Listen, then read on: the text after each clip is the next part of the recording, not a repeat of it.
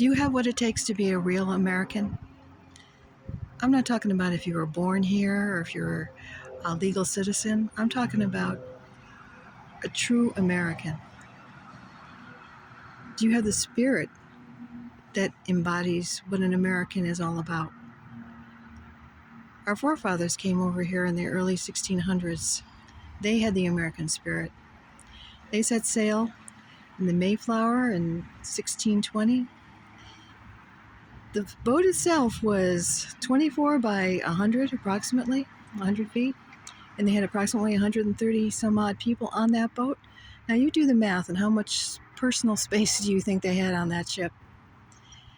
And they came over here not knowing if they would make it, not knowing if the boat would leak, if they would encounter a terrible storm and this ship would sink, not knowing if their water or food would last long enough for them to reach land. But they came anyways. They were determined.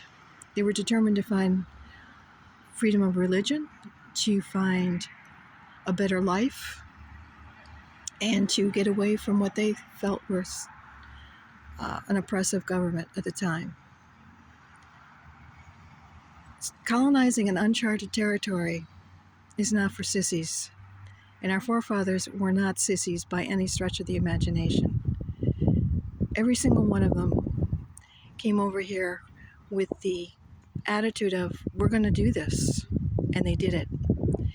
And they came over here with skills. They were farmers and carpenters and other various trades that they had. And they knew that if they stayed together with in a community type of setting, they would survive because they would help each other out. And they came over here and they did exactly that.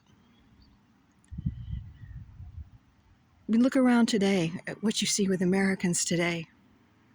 I don't see that true American spirit.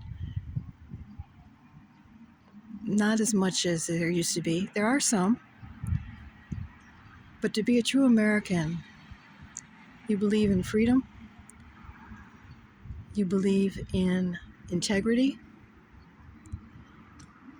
You believe in helping your fellow man. That's what being an American is all about.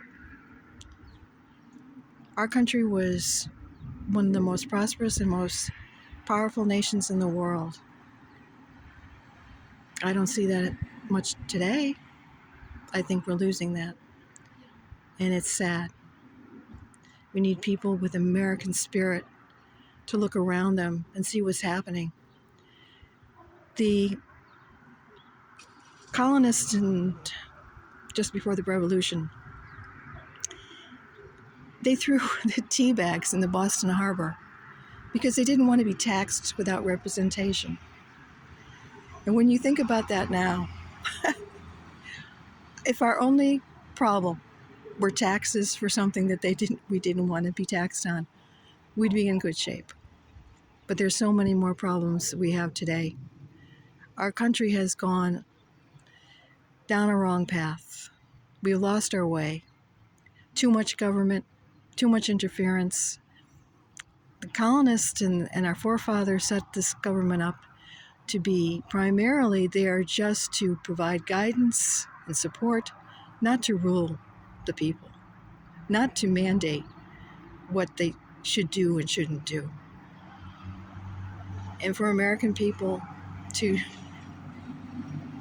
take all that's happening and do nothing about it is sad. It's very sad.